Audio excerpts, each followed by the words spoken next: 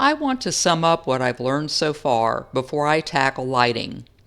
Your photos need to be cleaned up first before you even go there. I'm going to use two family photos.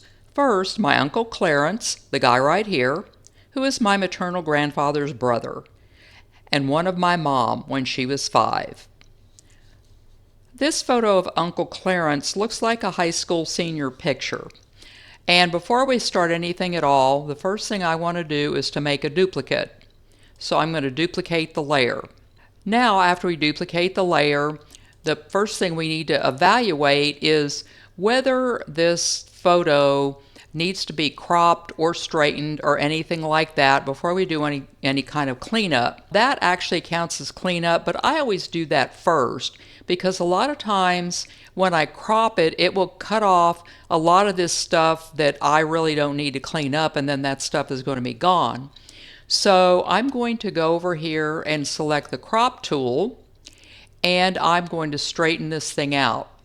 So I'm going to click on the straighten button, and then I'm going to use the side of this photo and draw a line and straighten it up like that. And then take a look at it, and I think that looks pretty straight. Now I want to crop off the borders right there. Maybe crop a little of this off and crop off the border up here. We're still going to have these corners, but what I've decided to do about that, instead of trying to crop them off, because if I try to crop them off, I'd be all the way down here, and he wouldn't have the top of his head. So I'm going to do it like that, and then once I get everything I want, with the crop tool, I will click Apply, and there is our photo. Before I do any inpainting to get rid of this dirt down here or any of the other scratches on him, I am going to use, well, wait a minute. I might want to crop a little bit more of that. Yep. Okay, so then that's better. So now I'm going to use, even though I don't like the tool, and I'm convinced the reason I don't like the tool is because I don't use it very well, and for me it tends to drag. I don't know why, but it does. But I'm going to use the clone brush tool to clean up these corners. Sometimes you can get away with using the inpainting tool, so you can try that first if you want, because sometimes you'll be able just to paint over this. But when you get to the edges, the inpainting tool sometimes does some pretty weird things. And so my decision is going to be to use the clone brush tool first, and then go over here and go Alt and click and take a sample, and then just paint over this so that we can get rid of some of that. Now sometimes I've found that I have to sample it twice, and see how that corner up there is still a problem. So I'm going to Alt and click again, and then I'm going to clean up the rest of this. So now we have that cleaned up. Now I'm going to do the same thing over here. I think I'm going to make this a little bit bigger and start down here and go Alt and click and then paint over this. And sometimes we can get rid of like that pen mark. It looks like somebody tried to do that, but I'm not really, well, I'm going to come back and probably use the inpainting brush tool to get rid of that. So now I have all the clone brush tool fixes that I want. So now I need to clean up some of this dirt. And so I'm going to go over here and select the inpainting brush tool and make this a lot bigger and try to get rid of some of this stuff, get rid of some of the dirt, see if we can get rid of that. You'll find that in this particular picture we won't be real successful in getting rid of all this, but mainly I want to get rid of the big stuff, the dirt, the scratches, all that kind of stuff. So I'm going to need to really zoom in And now we can see some things we need to get rid of. See these scratches? And then there is this, whatever this is, over here. God only knows what this has been in. Okay, we get rid of that. And then we have these scratches. And I tried to make these as narrow as possible. Get rid of that scratch and that, and just get rid of a lot of these scratch marks. A lot of times when you make this bigger, it doesn't show up as much, but then when you zoom in and get rid of the scratches, you're really surprised how much different it looks when you zoom back out. So I'm going to take a look and try and get a bead on a lot of these scratches and get rid of them and continue to work on this, and as soon as I'm done I will be back.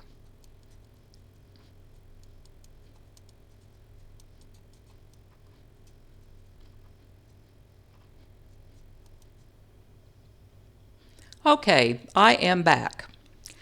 Now I'm still zoomed in on this picture, and something I want you to notice is that the background is really rough. And I think it's really supposed to be that way. But I'm going to try to smooth that out a little bit because we still have all this like dirt type stuff here. I'm going to smooth that out, but I don't want to smooth that out a lot.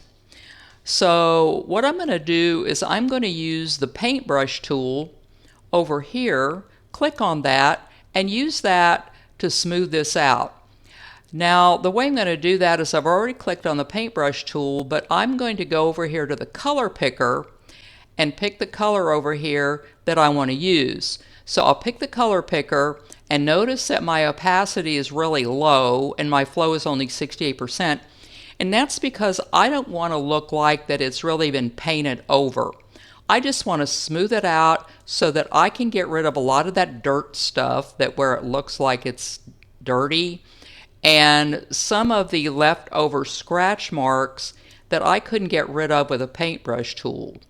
Now every once in a while I've found when I've done this a couple of times, and I did it a couple of times because I really couldn't decide how I was going to approach this. I tried using the paintbrush tool a lot on this, but it was really kind of a waste, and I just want to smooth it over enough to where it still has like the background roughness to it, but not so much that it's going to have that dirty look like it does right now. So I'm going to smooth that over. Right here I think we have a scratch that I missed, so I'm going to paint over that and see if I can get rid of that. And let me go back to the paintbrush tool, and I like to take a lot of samples on something like this because it's not the same color everywhere. So I'm going to sample that and paint over there and smooth it out. We really won't know how good it is until I zoom out. Then this gets a little darker, so I'm going to sample that and paint over it just a little so that it all kind of fades in and it doesn't look, I'll get rid of the dirt and go in and sample down here and do the same thing down here and so on. So I will paint over that like that and come down here, sample down here, whoops, didn't get it, sample down here, paint over that like that, so we can get something that's smooth, but it's not so smooth that it looks fake. That's what I want to avoid happening, to be perfectly honest. Okay, we'll go down here, sample this, and so on. That's a little too light.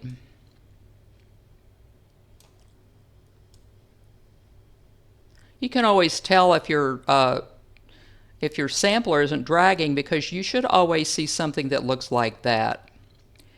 and then you can over that.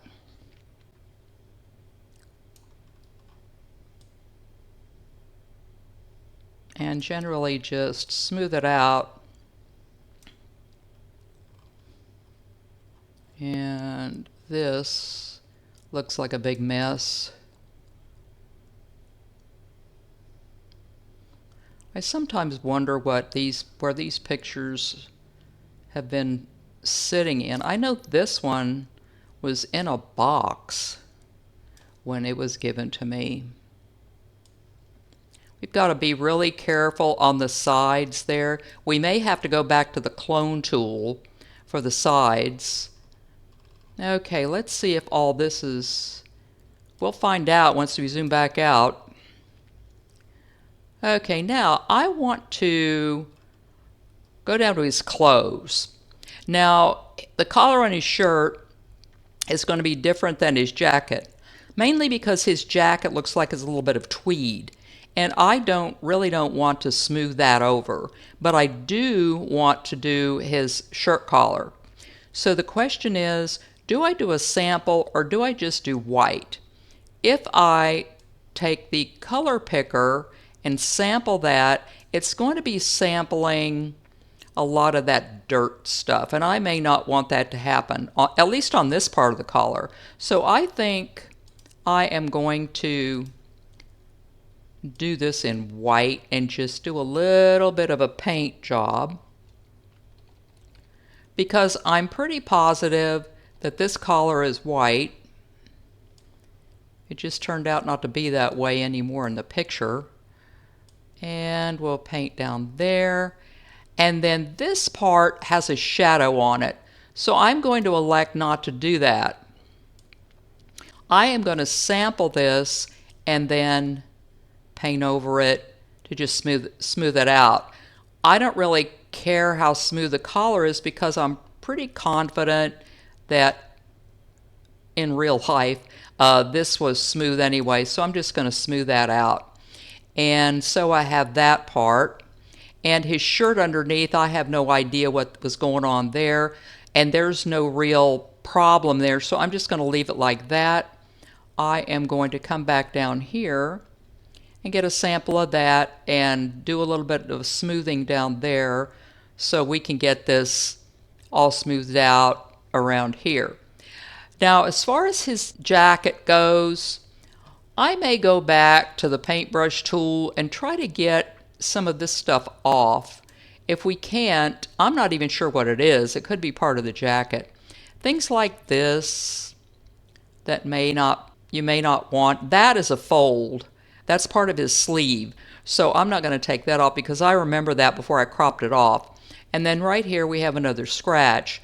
But you still want to have that tweed look. So I'm going to keep it like that and then go up here. And then I am going to take a look at his face. Right here we've got, looks like a little scratch, some more scratches, and so on. Now I'm going to go back to the paintbrush tool and smooth out his face a little bit, but not a lot. You've got to be careful with skin because of course it's not all the same color. So you've got to be careful about messing with that too much unless you're a professional, but I'm going to do a little bit of that, not a lot, and then I'm going to sample up here and do a little bit of that, not a lot, and maybe go over here, not a lot, no, not at all. I will undo that. That looks terrible. I'd rather keep it rough like that. And then I think go back to the paintbrush tool, get rid of this, and get rid of some scratches. Here's a scratch right here. Get rid of that. Nope. Sometimes doing too much looks worse than not doing anything at all. We've got a little bit of a scratch here, got a little bit of scratch here, and here. And we don't like that. That smudged it. Sometimes it will smudge it. So I'm going to go back to the paintbrush tool and take a sample of his cheek and smooth it out a little bit instead. But I'm not going to do too much to the shadows. Go down here, take a sample of that, and smooth that out a little bit. Don't make it look too strange. And then go down here and take a sample of that. Now, one more thing I want to take a look at, because this problem came up before, and that is this down here. Okay, you have to ask yourself, how much of a problem is that? If you try to use the paintbrush tool in order to get rid of that, you may not be too successful, and I will show you why. I mean, the worst thing could happen is I'll just have to undo it. But if you try to take this off, this is what you're going to get. So I would rather just undo that again and then take the clone tool and sample an area next to it, Alt and sample, and then paint it over like that. And it's a whole lot more effective than trying to do the paintbrush tool, because sometimes when you use a paintbrush tool like that, you're going to end up getting a big fat smudge, which you don't want. Okay, we need another Alt like that. Try to get some sample right there. And paint over that.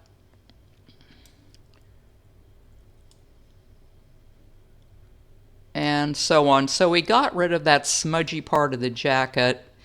And this doesn't look as bad. Alt, and let's sample that again and try to go over that.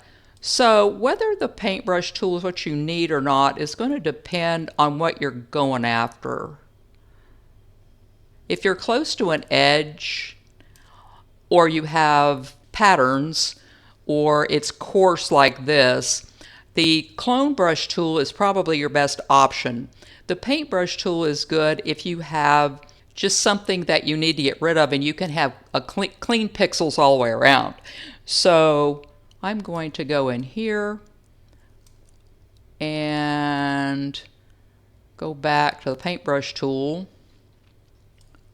sample some more of this, go over this. This probably won't look so bad when we zoom out, but that's what we want to do right now. We want to zoom out to see how, I shouldn't have done that. I'll do that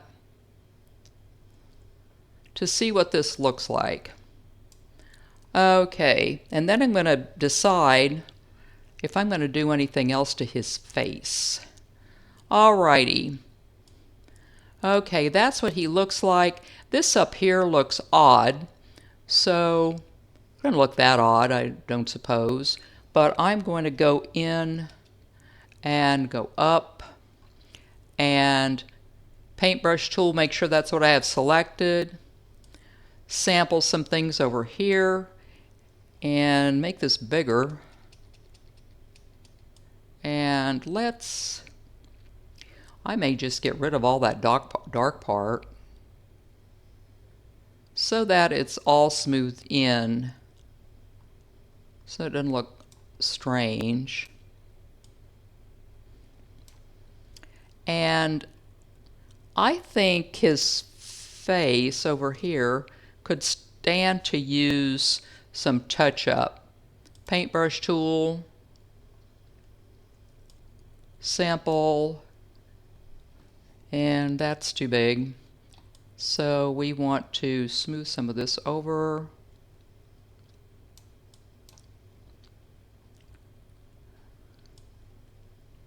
Sample, smooth some of this over, and like that. But not a whole lot. Okay, I'm going to go back out again and see if I have what I need.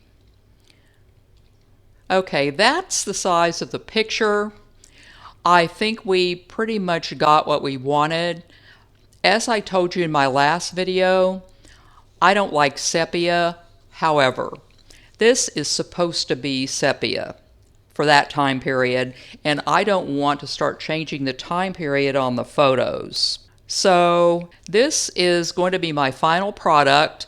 Let's undo this so you can see what it looked like before and what it looks like after. So before and after.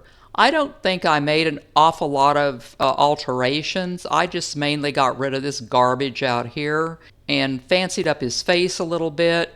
And of course I cropped it off, and the before and after. Now remember, you can't see the before and after on the cropping because the crop tool actually is cropping off what the photo is sitting on. It's cropping off the document. It's not cropping the layer. If you want to crop a layer, that's a whole different thing. I haven't done a video on that, but I will in the future. So there is my Uncle Clarence. This is a picture of my mother and a boy who seems to want to hold her hand. She obviously isn't up for it. I'm guessing this was taken around 1936. First, I need to make a duplicate layer. And then we need to cut off this edge and straighten it out a little bit. And then this background looks like it's a little bit warped. So I need to select the crop tool and then go to straighten. And what I'm going to use for this, and I kind of went back and forth about how I was going to do this, because notice that these planks on the house are straightened, seem to be straight in some parts and tilted in others, and flat out warped over here. So I'm going to start out with using this plank right here and draw a line and then letting go and see what that looks like.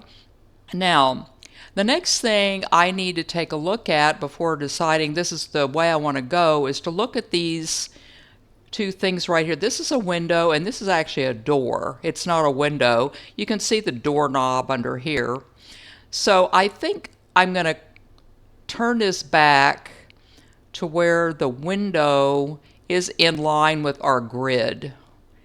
And so use the window as kind of the focal point. It's kind of hard to do because it almost looks like that this is bent. So you're going to have to make a decision on what you're going to use as your focal point.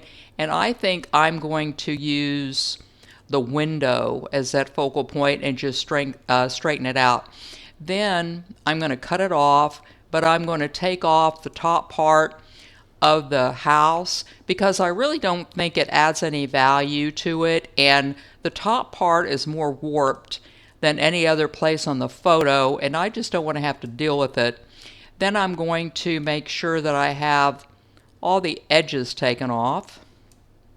And I'm going to leave this ground down here so that we can see where the kids are standing. And then I'm going to select apply and see what we have. And I think this looks pretty good. All right, now, but we still have what looks like a warping. Now, my parents grew up out in the country, but I'm really not familiar with this house from the looks of things. So I'm not sure what this is, and I am not sure if this is really not supposed to be straight. That's the thing. But I'm going to go over here and select the perspective tool and select show grid, and then I'm going to try to unwarp this a little bit to make the planks straighter. Unfortunately, when I try to do that, the door and the window really look out of line, and I'm more interested in the door and the window, although I do remember some of these houses the doors weren't exactly hung straight. But anyway, so I need to decide how straight or crooked I want that, and I think I'm going to go in this direction where Let me see, let me pull that out a little bit. So I think I'm going to go with the window being my focal point really, and not the door, because there is something strange going on with that door. But I think I'm going to pull it out like that and line it up like that, and I think that's what I'm going to go with. So after that, I'm going to select apply, and actually that looks better than the last time I tried to do this, although this is quite frankly still a bit crooked. But I'm not going to swear that this door and this window and the planks weren't out of a line anyway. Okay, so the next thing I want to do is to clean up some of that stuff that's all over here. You'll see it a little bit better when I zoom in. I need to add a pixel layer, which is something I forgot to do on the last photo. If you didn't notice that the first time, if you go back and look at the whole video, you'll notice that I completely forgot about it. So, as I usually do, I'm going to start with the inpainting brush tool, but I'm going to use a combination of the inpainting brush, the clone brush, and the paint brush tool, because these planks might cause a little bit of an issue. So I need to zoom in on this and try and get as much off of there as possible that I can with the inpainting brush tool. It's probably a good idea to always start with that. It's easier to use actually. I mean, I'm always amazed what it can do. It can take that scratch off of there, take this scratch off, and take a lot of this off, and this. So we can take a lot of this off over here. So the problem we're going to have are these planks, because it's hard to know if on the side of the house, this is actually dirt, or if it's not. I'm going to kind of hedge my bets and say it's probably a little bit of both, and I'm going to try to take obvious things off of here before I try to decide what's dirt and what's not. So I might be taking off a little bit of dirt. And then we've got this right here, which is either a scratch or it's something that is supposed to be in the curtains. But I'm going to assume it's a scratch, and I'm going to take that off. And this right here is a doorknob. That's not a spot. That's actually a doorknob. This down here are actually kind of wooden things that are underneath this ledge. I don't have any idea why this door is sticking out like that, although I have seen some houses where they have a door like that, and I often wondered if, you have to jump in through the door or not. So then we'll go down here, and there's some obvious things like this scratch right here, this spot right there, this piece of dirt right here, and this thing on this little boy's shirt, and a lot of things that are on them are easy to take off. I don't know if this is a bruise or not. This is a little kid, so it could be a bruise. And a little piece of dirt there. And try to stay away from the shadows on the dress and the pants and so on, and go all the way down here. This is grass and so on. Now, we need to take a look at this piece right here. First, I want to see how much of this I can get rid of just using the inpainting brush tool and painting over it.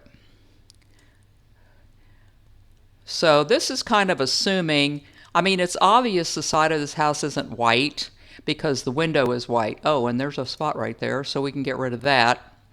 And probably get rid of this down here on the window. But I am willing to bet that a lot of this is supposed to be on the side of the house, but I'm going to try to get rid of it anyway, because our purpose is to clean up the photos. So we're going to do this as best I can. We've got all this stuff over here, and I think some of this is shadowing, but I'm going to try to get rid of as much as I can, like that, this over here. Try not to get too close to edges, otherwise you're going to get a lot of smudging going on. Like that. And do something like that and get rid of a lot of this. Okay, this, and just try to paint this away. Now if you don't have enough surrounding light areas to paint away, obviously you're not going to get rid of them. The way you can get around that is to use the clone brush tool. And when you use the clone brush tool, that's the clone brush tool right there, what you can do is, and I'm going to zoom in a little bit on this, what you can do is you can select a really clean light place right there on the planks on the side of the house and go Alt and click. And then you can come over here and try and match up that and paint over like that. It's generally a good idea to do this in multiple things. I think I'll go over here and take another sample, Alt and click, and that way what you have is you have the place where the planks come together and the color of the planks. So what you're actually doing is you're matching them up and trying to get rid of a lot of this dirt. But I keep lifting up because after a while you get weird stuff like this that you don't want. Okay, let's take another sample over here. So you kind of see where I'm going with this. And you want to line up the plank as best you can and then paint in that direction, and just try and paint over it like that so that you can get an actual line, and it looks like a lot of this is going to be taken off. Okay, so then let's come over here and take another sample and let's try and see if we can repeat it over here and just get that to where it's lightened up a little bit. And a lot of that stuff is taken off. And then let's do it again like this and go like that and see where that is, go like that. Sometimes if you paint too much with this, it'll turn into like a big blob. I don't know why that happens, but it did happen to me. It hasn't happened yet. I was kind of hoping it would happen right now so you could see what I mean. So let's paint over that and over that, and we're going to do that. So we can get some, no, I think I need another sample. And we're going to line it up. Let's see. There you are. What I'm doing is I'm painting and I'm lifting up. And then we can kind of do that. And then go down here. I probably should have taken another sample. And do it like that until you get some kind of clean lines. Now another thing you can do is to also use the paintbrush tool. So you can come over here and select the paintbrush tool and then use the color picker to select a color down here, and then did it select it? Like that. Wonder why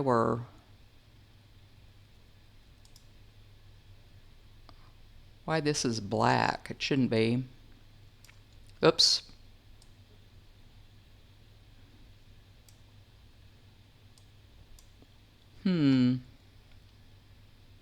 Maybe it's because that's the problem.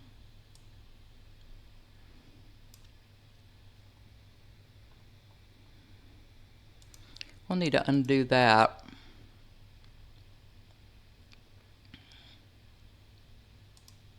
It seems to be sampling something that's black, and I'm not really sure why that is.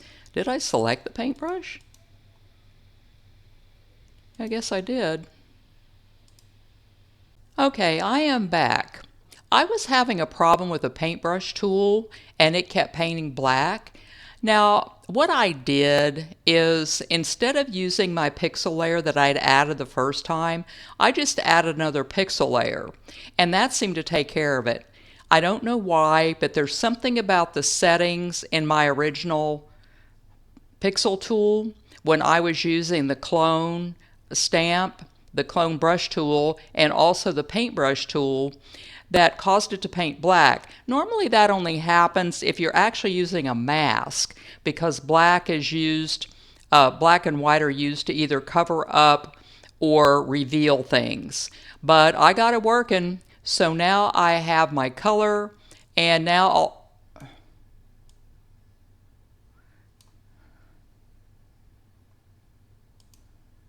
well, now it's not working.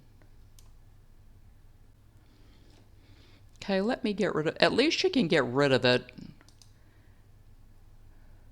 It seems to not like this because it was working. I'll add another pixel layer, select my color, and see if it will let me paint it. And now it's working. This is the most bizarre thing I've ever seen. But what I'm doing is I'm just painting over the brown color here to see if I can't get some of that dirt out of there. Now, I'm not going to make it too perfect because keep in mind, this is a house out in the country. So it's probably not going to be like one in your neighborhood where where everybody pressure washes the side of the house and all that sort of thing. So I'm just going to paint over this, get some of this to where it's smoothed out, and so on. And seeing now up there it's painting black again. I really don't know why it does that. See, the black is coming through. If I add another pixel layer, let's see if it takes care of it. Nope. So, well, now it's working. So that's one way you can take care of that if that happens to you. I really don't know why, but rather than beating your head against the wall, you can try just adding another pixel layer and see if that will take care of the problem. Alrighty, now let's zoom out and see what she looks like. Now so far we have that. Not perfect, but it's not supposed to be, and I don't want it to be too perfect because, as I said in my last picture of my Uncle Clarence, I really want it to reflect where the picture was taken and at what point the picture was taken. So now what I'm going to do is I'm going to add, well, I'm going to get rid of that pixel layer, delete that pixel layer off of there because I no longer need it. Okay, so now, just like the last picture, I have to decide whether I want to keep this in sepia. Obviously, it is supposed to be in sepia. It's not an accident of the photograph, but I don't really want it like that. So what I'm going to do is I'm going to add a black and white adjustment layer. So the black and white adjustment layer menu will open, and then I'm going to adjust my reds and my yellows until I get something that I like in black and white. So I'm going to, ooh, that's terrible.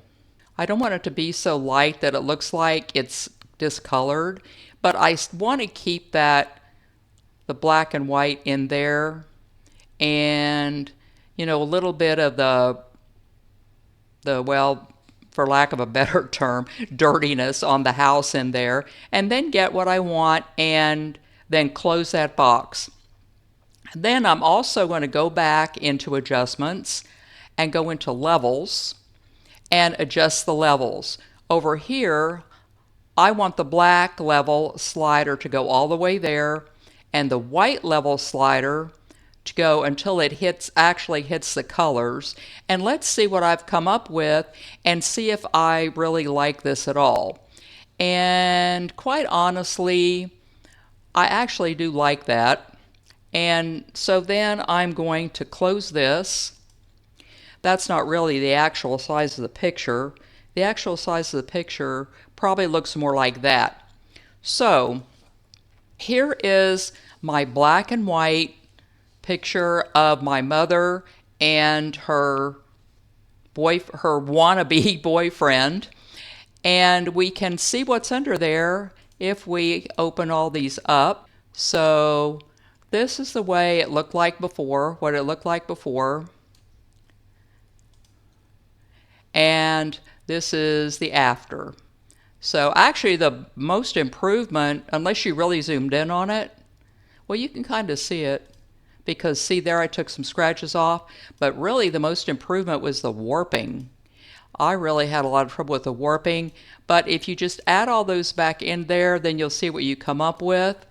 And I'm sure that you have pictures like these, old pictures, where some of them are that sepia color and you're trying to decide whether you like it or not. I know a lot of people that love it because it gives it that old time feel. For me, it depends on what the photo is. If it's a seated photo and it's like a wedding photo from the turn of the 20th century or something like that, I tend to like it more than if it's just a photograph like this one of my mother, who is obviously not enjoying this hand-holding business. I think that's good for this picture.